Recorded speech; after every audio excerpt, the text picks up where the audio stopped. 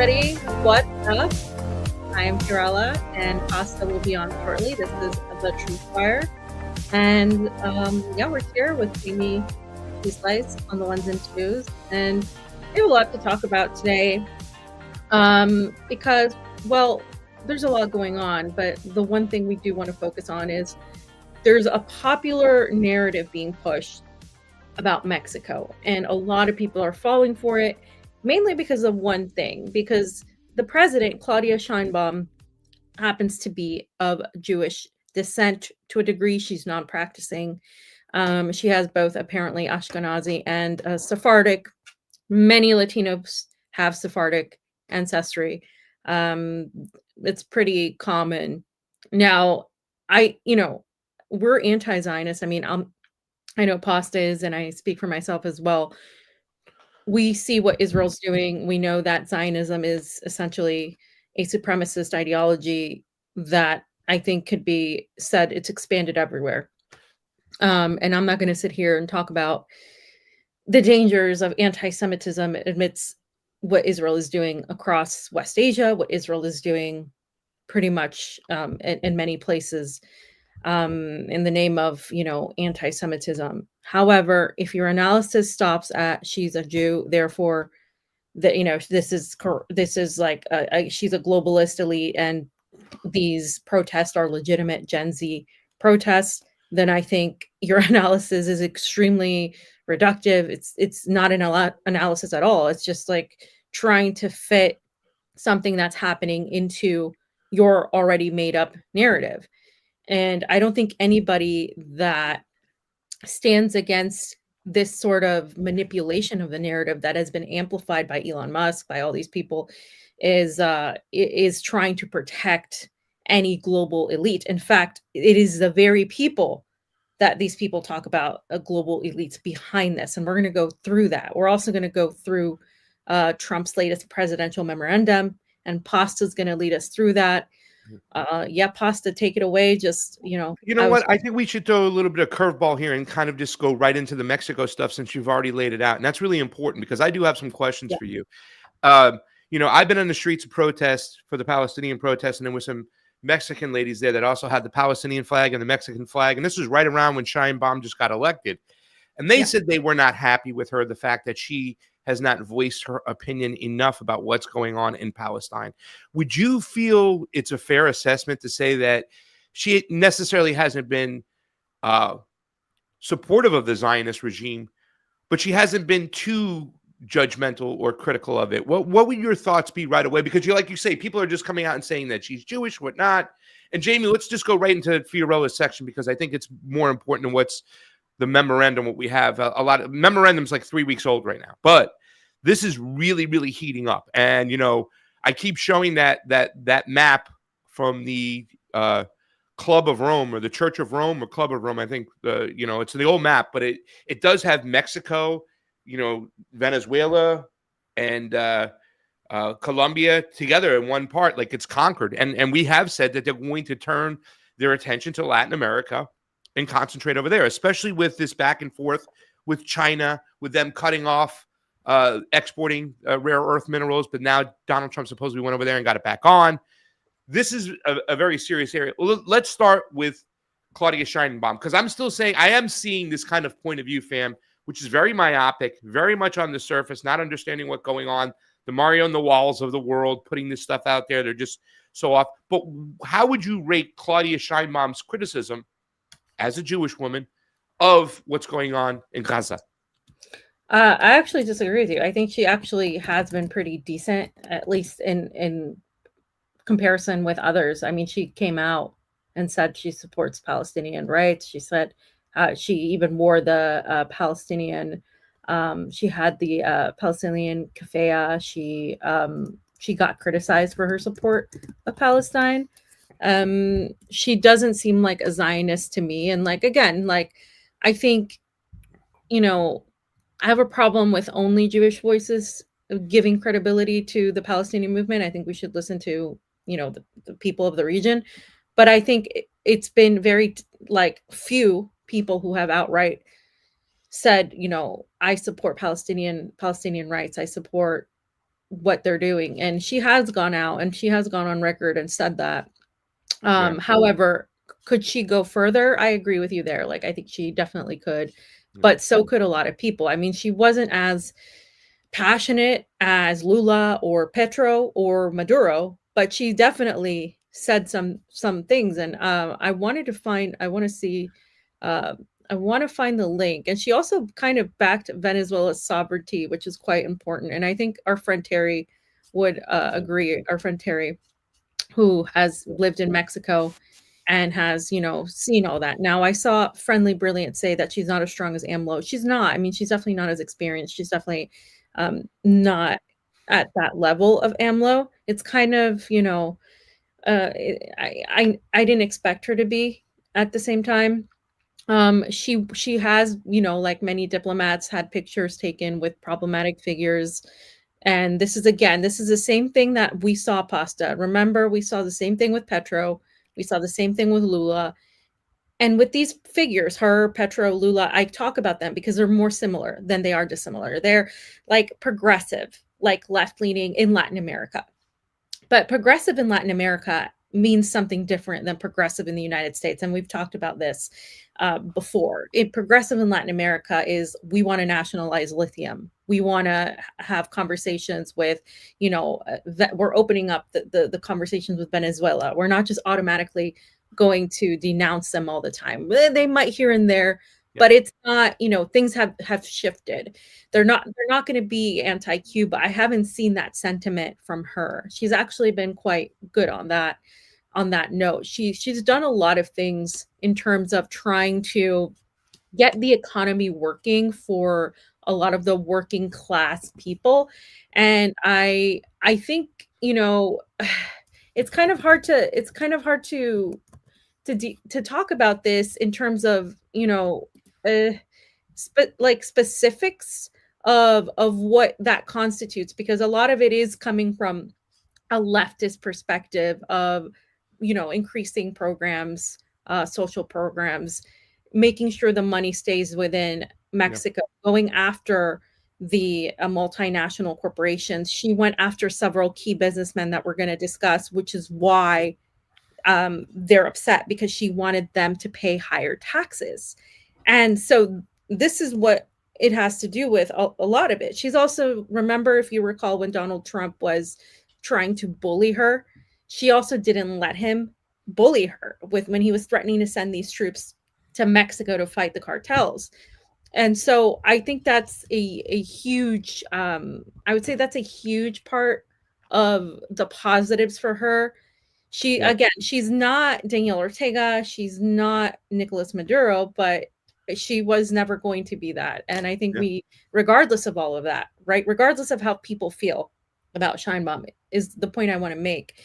They shouldn't be supporting regime change operations in Mexico, and Americans above all, especially, shouldn't be trying to paint Mexico as the number one problem to their drug problem. The drugs in the streets in the United States, and we've talked about this ad nauseum, are coming mainly because of the US consumerism, the big pharma market that has made people addicted to these drugs. And further, the DEA and the CIA's role in making sure that happened, that these drugs filled the streets decades ago, is a huge part of why now there is that movement. And they're trying to pin it all on Mexico, on Venezuela. And it's insane that we don't recognize our role. And I think that's the issue I have the most problem with is, well, tell Mexico to stop its cartels. They're killing a lot of people. Yeah, Mexico has cartels. Yeah, people have been killed in Mexico. But even people, and I forgot to put in his tweet, but even people like Derek Bros, who aren't left leaning necessarily like that, are saying this narrative is false about what's happening in Mexico, and he lives in Mexico. So I think there's a difference between liking Clyde Sheinbaum or liking everything she's putting out there, and also respecting sovereignty. And if you're just not going to respect Mexico's sovereignty because you don't like her or because she's Jewish, I just think like you're a hypocrite, because this doesn't only apply sometimes, it applies all the time. Want to thank everybody who's in the chat there, hanging on out. Fred Edwards, Fredly Brilliant, Go Start, all those cool people out there. We love you. Thank you. All the ways to help independent media are in the descriptions down below. You can send some direct love, some big love. Fiorella just had a great idea, and we're going to kind of see into maybe possibly putting some stuff up on the Patreon. We'll talk more about that so you can get more of the TruthWire when you want it, maybe on a little bit different level, on a personal level. But let me just say this much really quickly, so before we get into this, is that, you know, it's funny that you mentioned Derek Bros, because at the Libertarian Convention, we had talked about that, and we were talking about, you know, the AMLO party, you know, which is the Moreno party, which, you know, people have to understand, it was over 100 and something odd years where it was their two-party duopoly. They're Republican Democrats that controlled that government for quite some time. So AMLO, it took them a couple times to break through, but the Moreno party, which is a third party, finally broke through. Yep. People have to understand, and Derek Bros and I talked about it. Derek's like, yeah, the cartels. Nobody's going to address the cartels in Mexico.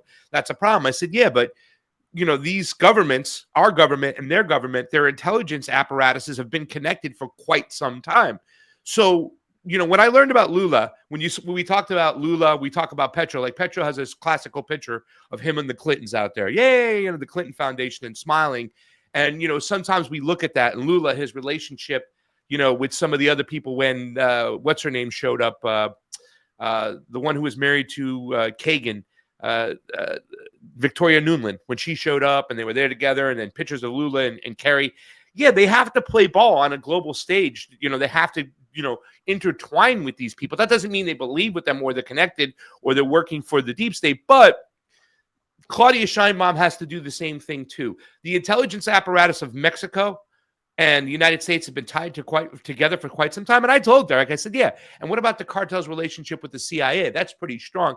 And he's like, yeah, that is there and stuff like that. So, I mean, not everything is black and white. It's very, very gray. It's hard to understand.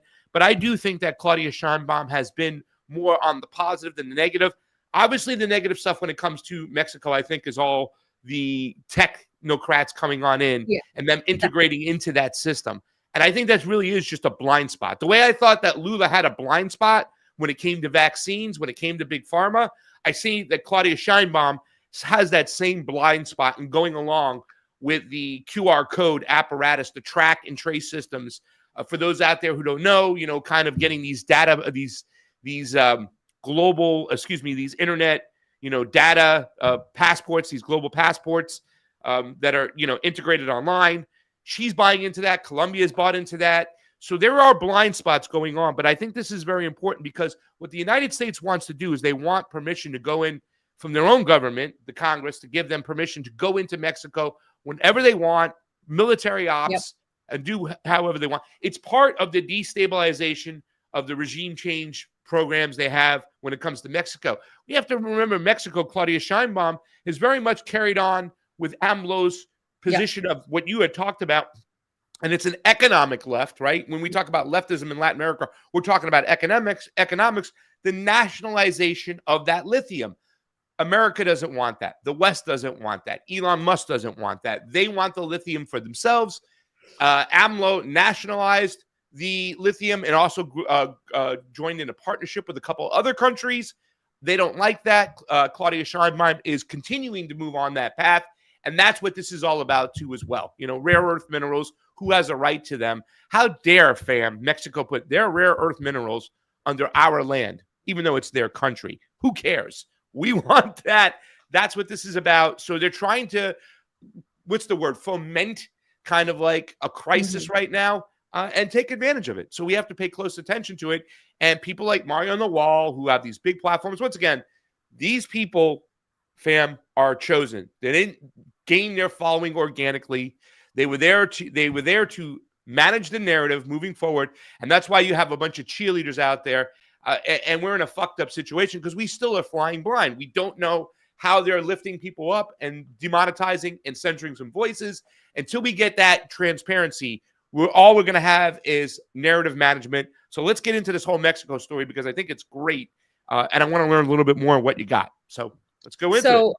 Yeah. So before we start, I have to say two things to that. A lot of people take photos with problematic people, but I especially see people attack Latin American presidents and Latin American leaders for that. While I know for a fact that also Chinese and Russian diplomats and leaders, including Vladimir Putin take pictures with al-Shara.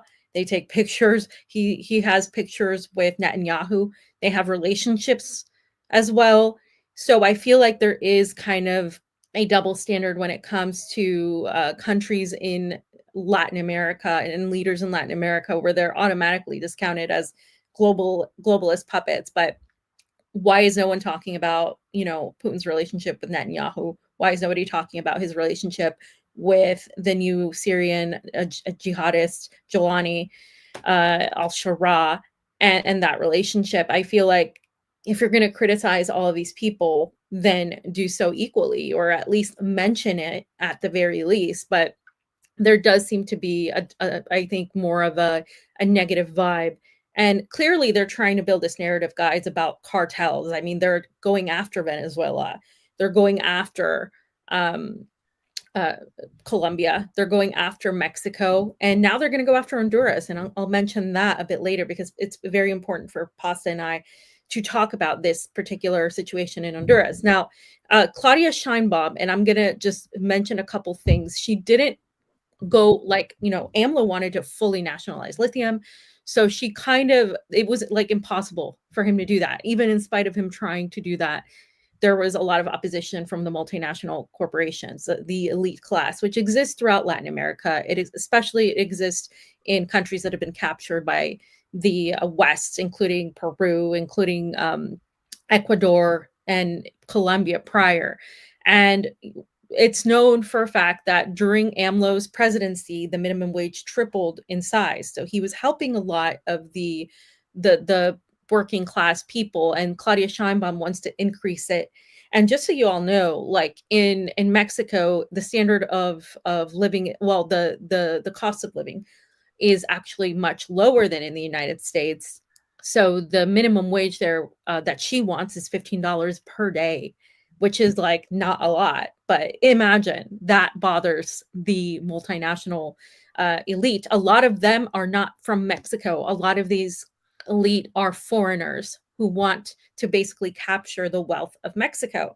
She also did a lot in terms of deprivatizing the oil and the trains, so the railway companies of those sorts. She was really, really keen on doing that. And again, they don't like this. Even if it's not like fully nationalizing something, the big elite still say that they want nothing to do with it. She went after people with high taxes, and she also wants to reduce the working hours from 48 to a regular 40-hour week. So there's a lot of things that she's done that have pissed off the elite. So you have to always follow the money when it comes to that. Okay. So let's get started with the promotion from the far right. Jayme, let's bring up those tweets first, because I want to show you guys how they do this, because it's clearly manufactured. And as Pasta was saying, a lot of these accounts are promoted by the algorithm. They are fully like amplified, and there's multiple bots. And we saw this with Venezuela, with Cuba, with Nepal. We've seen the same type of thing. Taiwan. Every time there's a whole SOS or something going on, it's promoted by the right, mainly in the West, in the United States, Canada, and Europe. And they promote this whole agenda because it works to their favor. The cartels did it. The cartels, and she's a Jewish commie that is basically going to bring about this globalist agenda. And they don't know what they're talking about at all whatsoever. They've never What'd you said call it what. again? A Huh? Jewish commie. She's a Jewish commie, right? A Jewish Bolshevik is usually what they say. A Jewish Bolshevik. Because right now we're hearing this Sharia communism, or as I don't know what they're calling the Mandami thing, but it's kind of funny. It's almost laughable. Yeah. Well, again, we had Jelani in the White House, so Yeah. Pick your poison, I guess. So this is Well, what I this know who I'm picking there, fam. I ain't going near that fucking head chopper. He'll say your head is too pretty to chop up, Pasta. I hope so. So Gen Z is rising up in Mexico. This was posted by this account, Table Salt 13 or something, because they are the first generation to have access to enough information to know that their entire government works for the cartel. So here we have again this idea: Gen Z is rising up in Mexico, And now it's because they have enough information and because they are against the cartels. So first of all, Gen Z, the majority of Gen Z, I think right now in North America, which includes Mexico, tend to be actually left leaning, at least in their primary years. So first of all, I have a hard time thinking they would even fall for this Is there a in video? Mexico. No, no, no, I don't. Click on the picture though, whatever it is, Jayme, so we Yeah, can can see you it. just click on the picture? Yeah. But I just wanted, Oh, yes, it is a there's a video. video. So I just wanted to point out that this is what they're using. Now, if you actually look at some of the other video footage, which by the way, I don't know if any of this has been altered or not, because a lot of things have been altered. There is footage that shows there's not a lot of people. So a lot of Mexican people from there. And Pasta, we went to Mexico, I believe, and we walked around this area. This is near the Zocalo, right? And so usually they have AMLO and Scheinbaum can gather multiple numbers, like way more than that. So again, this is the same thing I saw with the Brazilian protest against Lula. They're trying to inflate the numbers to make it look worse than what it is. And so this is the interesting part. Now you're going to see later on this flag that's promoted out there. But I want to show Alex Jones's tweet because I think it's important to show this guy. Alex Jones, I mean, a lot of people, try to say he's some sort of anti-establishment guy. But I just haven't felt for his shtick for pretty much ever. I mean, I know he's gotten some things right, but when it comes to Zionism, he kind of goes back and forth. I've seen him talk out of both sides of his mouth when it comes to Zionism. One day he says the Zionists are bad. The next day he says he aligns with the Zionists. There's no consistency. Everything he says doesn't make any sense. It's almost like there's no continuity. It doesn't make sense. It's senseless gibberish a lot of the times. And that's because he goes where the wind blows. And if you're not challenging Alex Jones, you're really, whether you want to be on a show or not, I think he needs to be challenged. Like, I just think it's ridiculous to let him get away with this. So this is what he said. He said, President Scheinbaum is a puppet of the BlackRock WEF crime syndicate, and the Mexican people know it. Wow. But the thing is, it's these very people that are pushing these protests. So he posts a picture with her. Let's post all the pictures of all the politicians with problematic people, including yours truly, Donald Trump. Like, I just, it's not enough. I get it. Like, I get it. It doesn't signal something good. But that aside, let's say she is like some sort of, corrupt politician. Why is it your business to inflate and try to rile people up who are Mexicans, who are not, by the way, your citizens and are not under your jurisdiction, against their own government? And the thing is, you have to know who funds who and who benefits from this. And this is the Trump line right now. Everybody in Latin America, south of the border, south of Texas, is a cartel. Everybody's a cartel. Everybody, including Iran, Iraq, they're all cartels too. Everything is a terrorist narco cartel. Yeah. And that's what they're using to get the American public to consent to more war. And they're doing this because they're trying to create an international hemispheric block of sorts to oppose China, to oppose the other side that's kind of rising up in this, multipolar world. But they're trying to sort of participate in this global capital race. And they know that in order to compete with China, they need to attain all of the resources in Latin America. They need to crush any sort of resistance and dissent. And they need to ensure that this sort of ideology of standing up to hegemony doesn't succeed. And they need to ensure that. And when they see something like this, they attack it. So this is why you're seeing all of these countries being attacked at the same time. Pasta, I want to hear from you. Well, I mean, they also don't like nationalization, right? That's one of the big things they don't like. They don't like when these countries nationalize their resources, because that means that money goes towards the people. And you said earlier in the show, Claudia wants to make sure that a lot of the resources and the money stay at home. She does have an uphill battle. What what Alex Jones is talking about is the exact opposite. She's battling against all these other multinational corporations that want to come in there and get that lithium. That's what the AMLO plan was about. It was one of the things he was able to do. And let's not forget, when we were in Mexico City, in that area that we're not, he was putting up a referendum. Yeah. Okay, and the referendum was, did I do a good job? Halfway through his 6-year term, he put his seat up for a vote. And the way it went, ladies and gentlemen, was you vote that he's doing a good job, he's going to continue on his term. If you vote that he's not doing a good job and it's overwhelming that he's not doing a good job, he calls snaps elections and you can replace him right away. Well, that was a referendum, and that should be an eye-opener to the people, what the Moreno party is doing. Sheinbaum might not be as courageous or out there as AMLO was, right? And he's a seasoned politician for many years. And he really, truly was an activist for the people, right? Not in everything, but in a lot of things, because once again, you have to deal with the culture and the infrastructure that's been there for years. But Claudia Sheinbaum has been an extension of that. And what Alex Jones right there was actually the opposite of what's going on. She wants to make sure that that lithium stays at home. The reason why Claudia Sheinbaum won and the reason why AMLO won is because they put themselves on the side of the poor. That is the reason why they were voted in. That is the reason why they won. That is the reason why they have power, and the other two parties don't. So seeing Alex Jones put out this clear disinformation right now is telling, right? So, I'm glad you brought the show to the show today. And, you know, when I go on other shows today, I'm going to talk about this, because this is, once again, they're trying to do people into manufacture consent for regime change. They're trying to pave a path for saying these cartels are evil. They control Claudia. She's a puppet of the World Economic Forum and the globalists. So we got to go in there and remove her and put our own person in. That's what they were trying to do. That's what they always do, fam. It's the same game plan, just at a different time. Exactly. And so let's go over what exactly they're doing, right? So I want to bring up the next tweet, Jayme, thread, and we're going to go through this bit of a thread. It's not so long. And I want to point out a couple things here. So the Mexican protests exposed, I said, and do you have it up?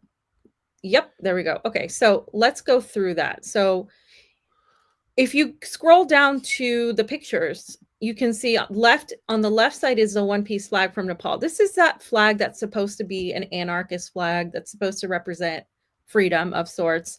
And on the right, they use the same flag from the Mexican Gen Z protests that were happening. Now, these two, the fact that Nepal used it, okay, says a lot, because Nepal was also suspected of being a color revolution attempt with the Gen Z youth who was speaking English, had signs in English, and everything was done in English. And they attacked their own parliament. So that's being compared to this as well. And I want to talk about the 90 million pesos, Mexican pesos, that were spent in the last 2 months. Because this goes back to like September, October, and it was linked to the Atlas Network, which is a CIA cutout. It's another NED that is linked to regime change operations in Latin America. Okay. And so let's pull up the Atlas Network here, or the next tweet. Actually, let's just pull up the next tweet in the thread first before the Atlas Network. So there's the thread. So the second one, the previous one, there's a picture of Maria Corina Machado, or you can just go straight to the website. But Maria Corina Machado, right here it is, was also propped up by the Atlas Network. In fact, they did a whole article on her, and you can see her face there in that screenshot. Okay, so there it is. The Atlas Network celebrates 2025 Nobel Peace Prize winner Maria Corina Machado. In what world would you think that a protest is legitimate when it is funded by the same people that are funding regime change operations in Venezuela, that are trying to overthrow Nicolas Maduro, that are also saying the same line, narco state, narco dictator, narco dictatorship? Why would any of you who say you're supposedly against the global elite, the globalist cabal, why would you even remotely buy a narrative of an NGO that has promoted Maria Corina Machado, who is obviously wants to give Venezuela's wealth to the United States, who obviously wants to sell out her country? what we call vende patria, because she wants to sell her country for the benefit of empire and for Yankee imperialism. And and so the Atlas Network, by the way, is related to the Koch brothers. So you have all these major players, and yet people are just ignoring all of that. In fact, they're not even looking at it. They're just looking at Claudia Scheinbaum and saying, she's a Jewish globalist puppet. And they're not even looking at all of this stuff because, say, Donald Trump, Alex Jones, Mario Narwhal, all these figures are promoting a narrative. And it's not just them. It's literally anybody that has been talking about narco cartels and cartels being a problem in America, and we have to take care of America. If you want to take care of America, maybe start with our pharmaceuticals. That's taking care of America. They're not, I mean, that's killing so many people in so many ways that, you know. Can I say something about that real quick? Yeah. I didn't get to say it, and I just want to make sure, because I've said it every show, but I want to make sure that we continue to say that what really is upsetting about a lot of this stuff when they use the term narco-terrorism is the fact that they're getting away from the national crisis that we need to be talking about. Why are there so many people addicted to opioids to begin with? Why were they writing prescriptions for everybody? Was it necessary? And don't get me wrong, because I've said stuff before, and there's somebody who's kind of sent me a message personally like, Pasta, I can't exist without some of these medications. It's really bad to kind of just make this overall blanket statement that they're bad. I'm not saying that they shouldn't be used, but there are other countries. First of all, the majority of country, the country that produces the most of our pharmaceutical needs is China. 95% of our pharmaceuticals come out of the ground in China, and then they're eventually sent over here. But China doesn't have that same problem. That's where they're coming from. That's why this whole story about the opium wars, the opium wars weren't about wars about who can sell opium. It was a fight against China because their, I can't remember what his position was, emperor of sorts, kind of banned opium because he saw his people being addicted to it and he didn't want it there. Well, the Brits and then eventually the Americans came along and they fought for the rights to sell the opiums. So that's why they sell this whole story that China is now getting even with us by producing this stuff and belittling us and putting it on our people, and we're getting addicted. It's by China's say so. It's not. It's American pharmaceutical companies. It's big pharma. It's how they control our industry and how they've gotten so many people addicted to these opioids. Not only that, fam, you probably know in your generation, it wasn't my generation, when I was working in the very, very short time, and when I was working in the stock market and getting ready to take my Series 7 and stuff, there were all these brokers that were addicted to Oxycontin, and it was ridiculous. Mm-hmm. But in the schools, they were writing prescriptions left and right, high school students, for Adderall. So there's stimulants, there's all these other things, but we have a country addicted, a nation addicted. And it's been said, it's very easy to control a society when they're addicted, they're drugged up, and they're having a lot of issues and concerns trying to pay bills. It's just a very easy society to control. So we're avoiding this national discussion when it comes to pharmaceuticals, and we're trying to blame everybody else except ourselves. Please continue. No, exactly. And by the way, I'm one of the people they tried to medicate when I was 5 years old. Me too. With Adderall and Ritalin, Ritalin for me, yeah. And yeah. My dad told my mom, no way, I'd rather get my son high. I am not putting him on Ritalin. Yeah, well, my parents said no as well. And I did great in school, but other people really did actually benefit from it. And I saw a benefit from it. But ultimately, you become an adult, you become dependent on it. And then what ends up happening is they give you something else for you can't sleep. Here's something else. You have a little bit of depression. Here's something else. And then people become addicted to all of these pills, and they live their life like that. And in my generation, there was a lot of abuse of Xanax, at Xanny bars, as they were called, a lot of abuse of people's, what was it, Vicodin, and all of these things just pretty much made people very addicted. There's people that I know that have lost their life to these addictions, and it's pretty common now with fentanyl. We've seen a lot of celebrities just pretty much, get overdosed on fentanyl even. And those are the stories that make the news, but it's actually a lot of people beyond celebrities. So this is a US made problem, and it needs to be a US made solution. To address this problem. Blaming Mexico, blaming Venezuela, blaming Colombia isn't going to cut it when your government did this to you. They wanted you to be addicted to this because it was a business. It is a business. It's not only a drug business, it's a prison business. It's an industrial complex also involving weapons manufacturing. It's a whole thing. And the number one drug cartel we know is the DEA. I mean, they go around the world doing this for the purpose of money. And people blaming these countries south of the border don't want to admit that to themselves. They don't want to admit that the country they love and adore is not what they thought it was. And it's very difficult to fight the cognitive dissonance of this when you've been brainwashed to think that, you know, America is amazing, or you're too busy paying attention to something else. And so, yeah, it's a hard come down, you know, for pun intended, but it's a reality that you have to face. It's another form of addiction in a way to understand this. America is a nation of junkies. Unfortunately, we are. I mean, I think junkies, I would like to use the term addicts. Yeah. But once again, this is why. And, you know, this stuff goes so deep. Like, you know, pharmaceutical companies and what they do, how much control they have, you know, talking about what happened during the COVID era. You should get a whole perspective of what was going on.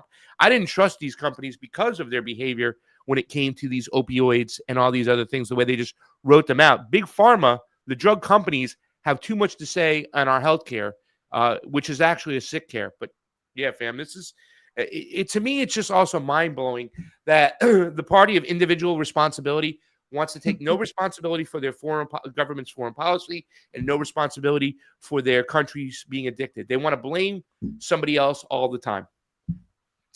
So, Jayme, if you can click back at the atlasnetwork.org, guys, take a gander at the atlasnetwork.org, okay? It says support the worldwide freedom movement, donate and get a subscription to Freedom's Champion magazine. The fact that any website, by the way, says freedom, freedom, freedom, and democracy all over, you know that it's a CIA cutout, guys, okay? And then, yeah, they have Maria Corina Machado and her story.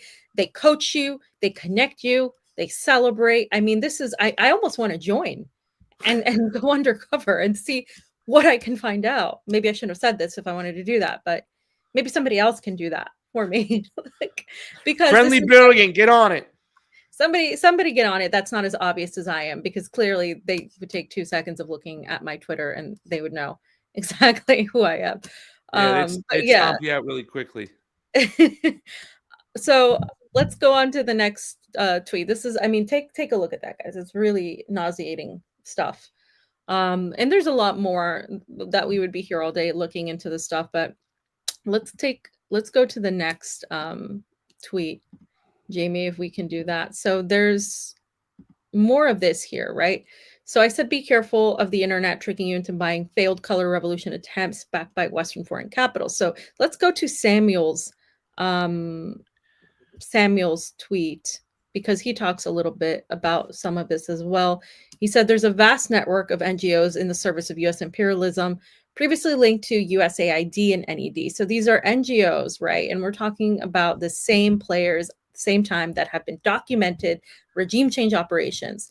We're talking about Southcom. We're talking about Laura Richardson. We're talking about these same people that have their tentacles all over the Latin American, Latin America as a whole, including Mexico, including Central and South America, as well as the Caribbean. Now, the Mexican billionaire Ricardo Salinas, and this guy is key here, he was recently forced to pay billions in taxes. He didn't like that. And so he's upset and has this vendetta against Claudia Sheinbaum. He also owns part of the large media empire in Mexico. Mexico, very much like other Latin American countries, has very skewed media that is liberal, or that is, neoliberal, that's not for the people. And they promote this type of, like Univision and that sort of thing. They're plugged into the empire. Yeah, 100%. And, they're driven with an elite mentality, a foreign capital mentality. And he talked about Mexico's right-wing opposition, from the former presidents to party leaders. If you can scroll down, Jayme, a little bit. Also, we're backing this. We'll talk about that. The regional and international right-wing, Argentinians, Spaniards, Miami. They had people in Miami, okay, pushing this shit months ago. Miami.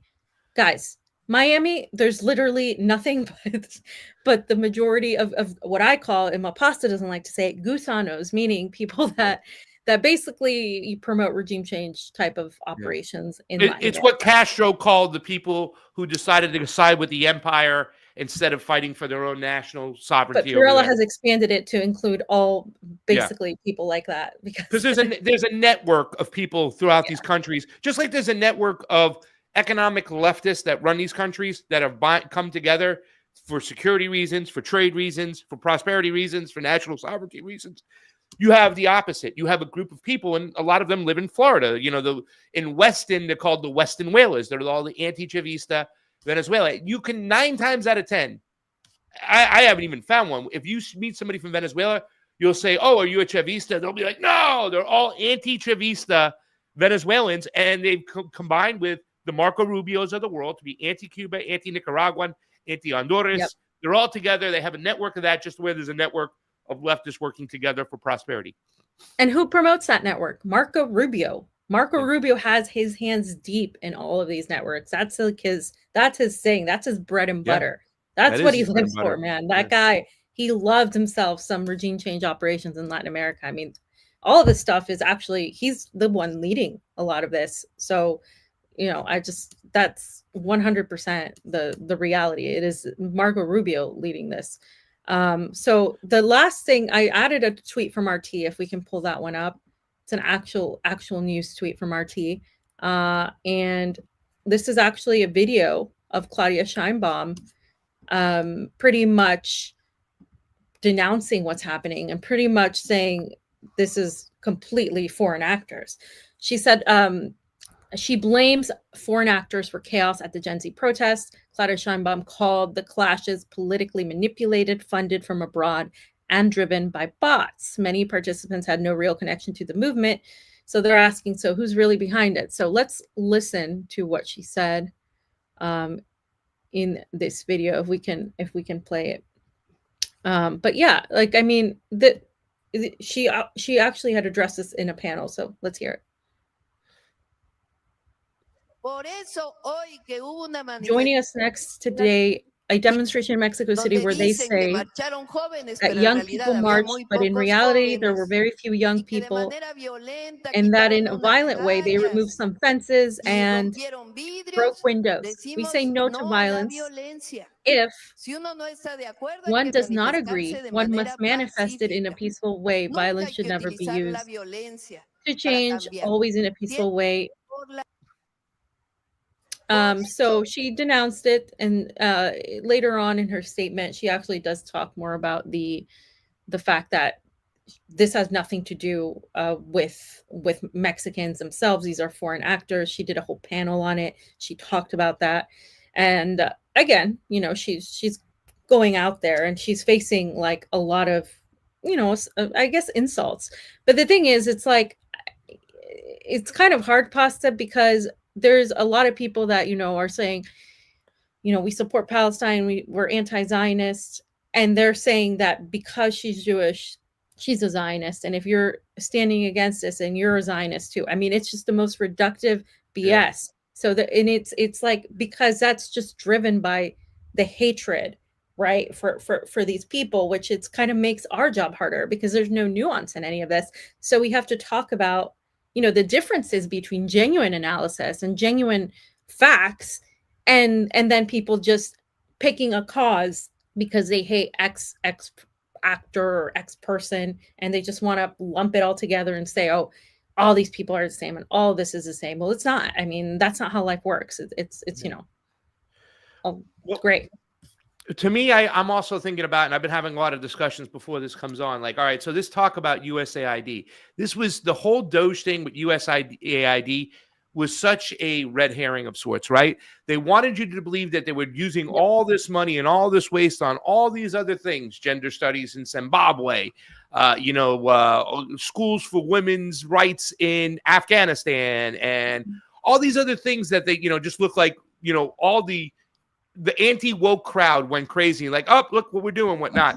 But what we played on the last couple shows when we talked about Representative Scott Perry from from Pennsylvania, what he exposed. This is something that USAID, now, first of all, USAID is not closed down, right? There hasn't been no big thing that they've been exposed and whatnot. And it's been, once again, like kind of retracted to where Marco Rubio himself said now he's in charge of USAID, right? So it's not gone. The CIA wing of USAID has not been folded down. And what it's been used for classically, what USAID is, it's the PR firm for regime change. Of course, they brought in the left and Samantha Powers and all these other things because all these other people would go along with USAID because they thought they were helping people in third world countries, you know, get the things that we have over here at home. Desk, you know, books, lighting, energy, all that stuff. They made it seem like that. But it has always been, and this is what that senator kind of revealed, it's like, oh, you spent all this money on USAID for this school in Afghanistan. Well, guess what? There is no school in Afghanistan. They took that money and they gave it to all these other groups, Boko Haram, ISIS, Al-Qaeda. It's always been the CIA regime change front, just like the NAD was, right? The NAD was created during the Iran-Contra, during Reagan, because at that time, Congress was not going to fund the CIA's little private wars. Remember, for the CIA to present the solution, they must have a problem. So they always create the problem, and then that's covertly, and then overtly say we have a solution. That's what they're doing here right now in Mexico. USAID has not done anything. It's always been the front for regime change, and it still is. And if it's not that NGO, it's another NGO. They're not going to change their behavior. They're still doing this stuff all the time. In fact, Donald Trump, who was supposed to be anti-deep state, anti-CIA, has now kind of directed, right, the CIA to do more in Venezuela. So he's actually employing them to do more when he was coming out and saying, these are the cause of all our problems. We got to get rid of it. He brought Kennedy in because Kennedy's uncle, you know, said he wanted to shatter the CIA and let it go flying into the dust into the wind.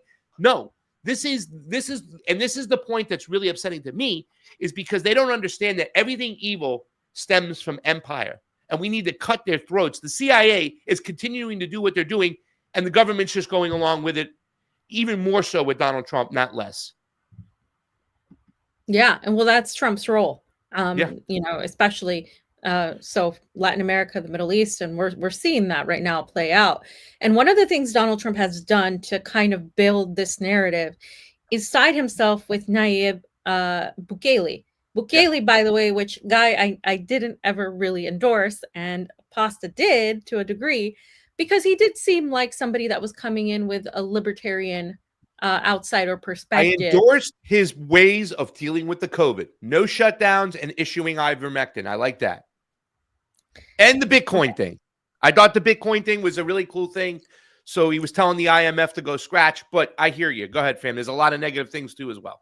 Well, no, he never told the IMF to go scratch. He's just playing into their game in a different way. Because yeah, but he's like, you want to give us the loan now? We don't need the loan, but if you want to give it to us, we'll take it. And they pulled back the loan. He's like, I don't care. I'm going to invest in Bitcoin, and I'm going to make a lot of money with it, and I'm going to give it to the people out there.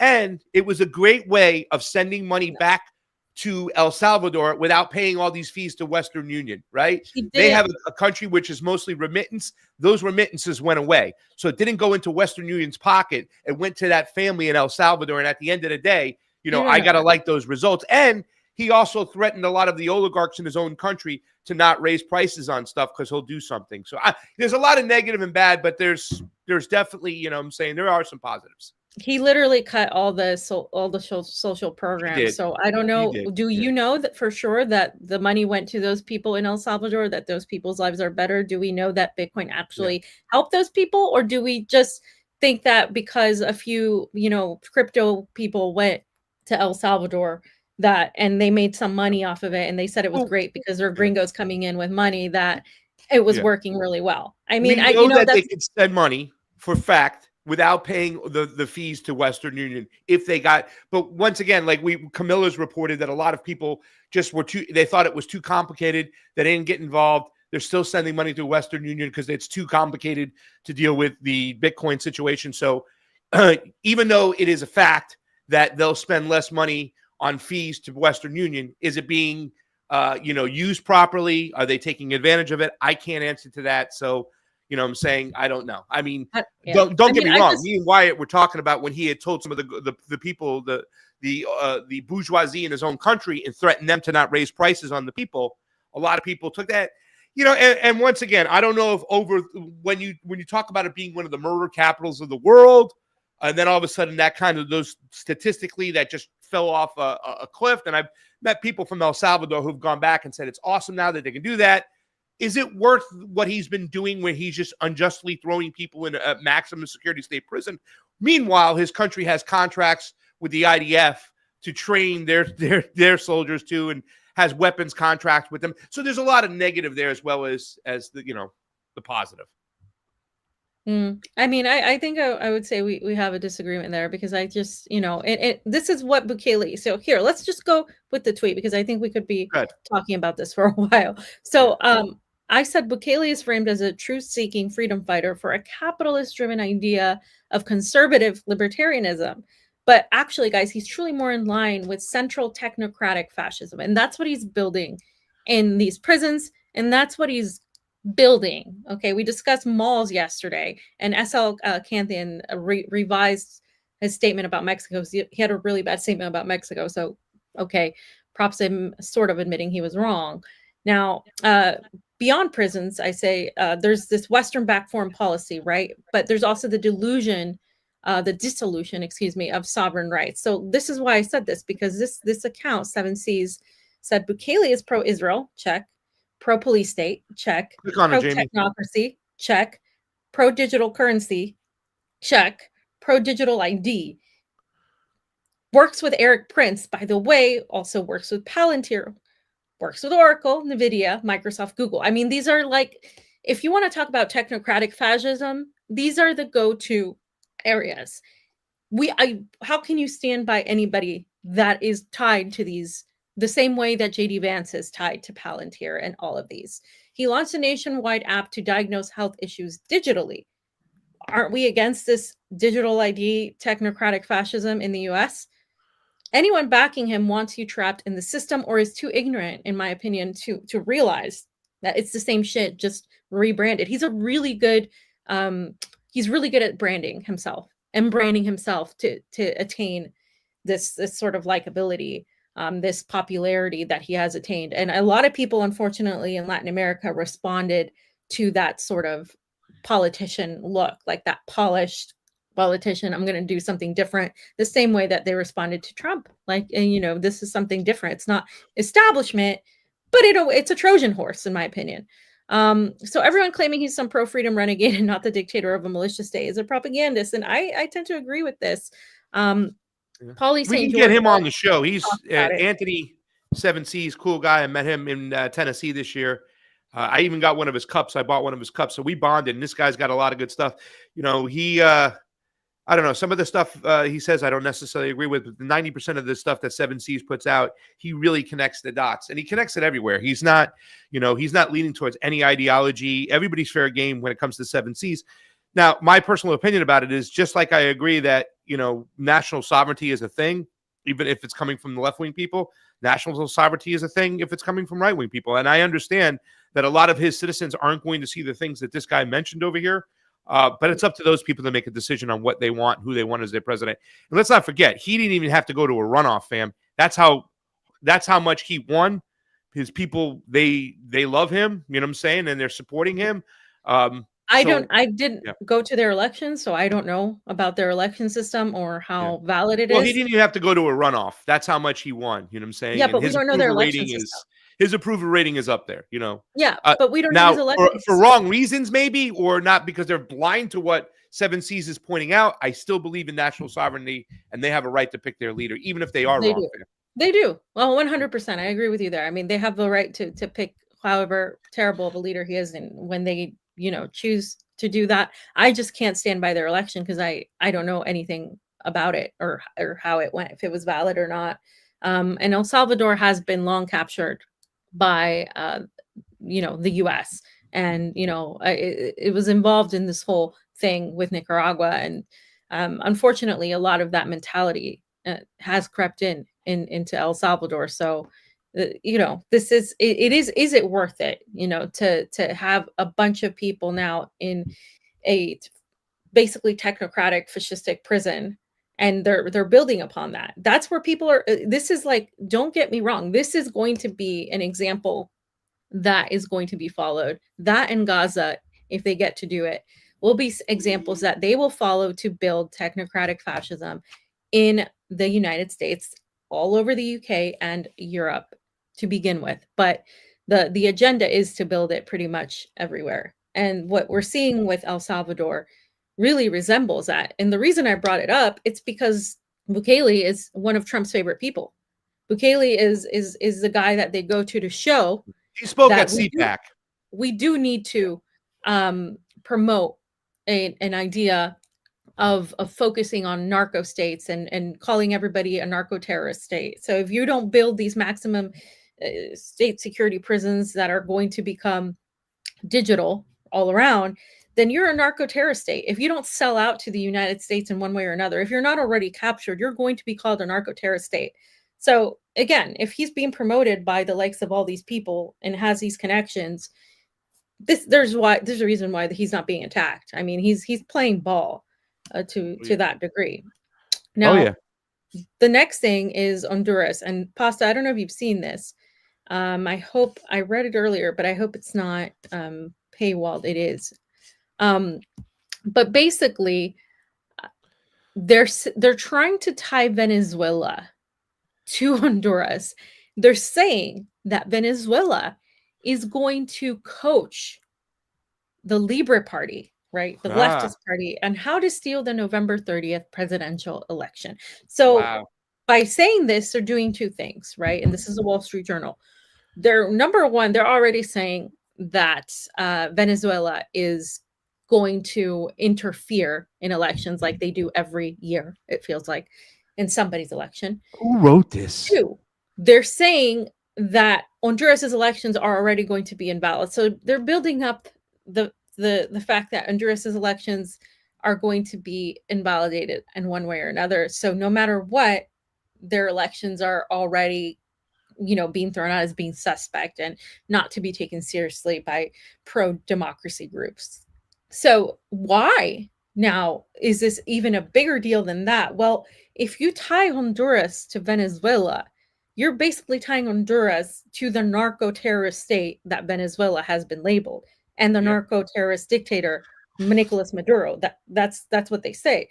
So you're going to tie whoever from the Libre Party, right? Xiomara Castro's and Manuel Zelaya, former president's party, which, by the way, the U.S. already couped before years ago in 2009. And so now you're basically going after Central America.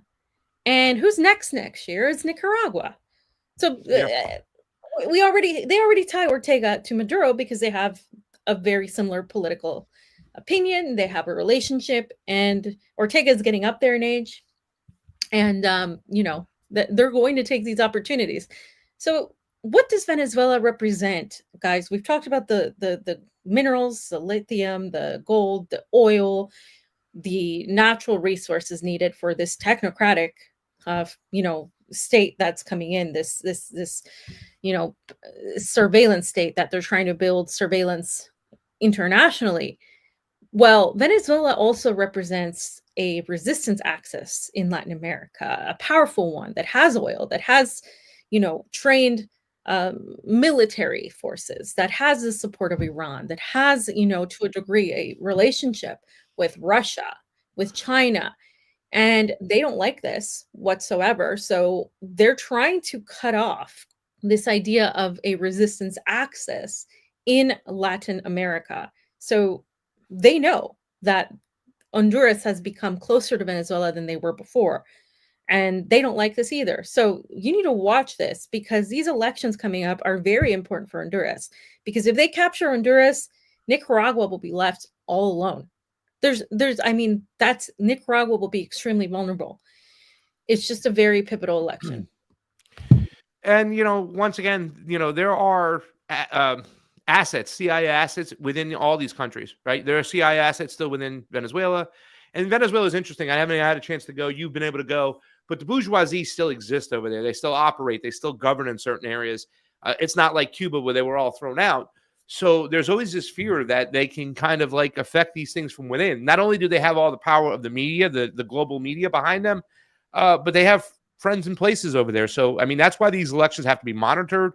They have to be seen. When the government that obtains their national sovereignty, like the Ortegas, they need to be justified. Now, the argument with these countries will be the biggest area where I think they've been getting gains as far as pushing back against them. The Carter Center, which used to be the Carter Institute, they wrote the biggest pushback, I think the best pushback when it came to Venezuela's elections, saying that the election was rigged before it happened, talking about ballot access, that they're not allowing certain people to run on their, in their elections. Well, just like we have a law out there, the FARA Act, where it says that foreign influence can't come in, like, and they can't have a candidate that's funded by Beijing run, right? They have those same laws too. And when they find out that they're getting funded, they expose them, right? They gave some of the oppositions in Nicaragua a chance to run if they showed their funding. They refused to show their funding because they knew they would be exposed as being funded by NGOs from the United States. They want their people in there for whatever reasons. And it's always different reasons for different countries, monetary reasons. A lot of times they just want to make sure that our dollar and these IMF loans are thrown on these countries so they have austerity measures so they can take everything from them in the long run. They want that in Honduras. They want that in Nicaragua. Nicaragua can also possibly build a canal north of the Panama Canal. They don't want that. And they want the hegemony across the board in these countries. So there's going to be major forces working against these countries to try to steal these elections, get their people in, and then steal their resources. It happens over and over again. And more importantly, fam, they want to push back the Chinese. They want the Chinese out, and they know the Chinese are getting into these countries pretty far and pretty deep. In fact, in Nicaragua, the Chinese have offered to build that canal with them. The United States doesn't want that. They want their own people in there. Yep.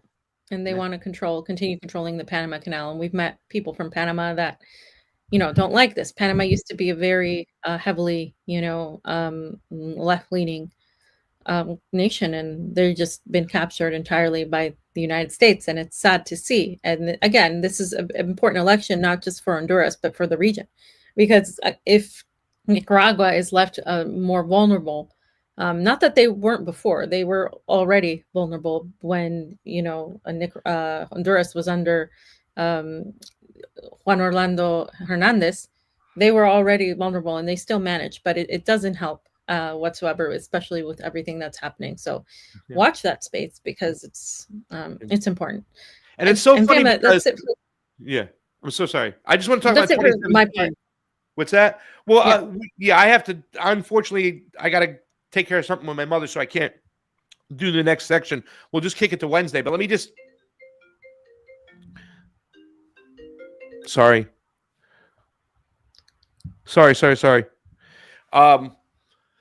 Honduras. And this is the craziness about it. 2017, now we've been to Honduras. We were there in 2021, I think it was, or 2022. When it was 2021, I think we were there for the election.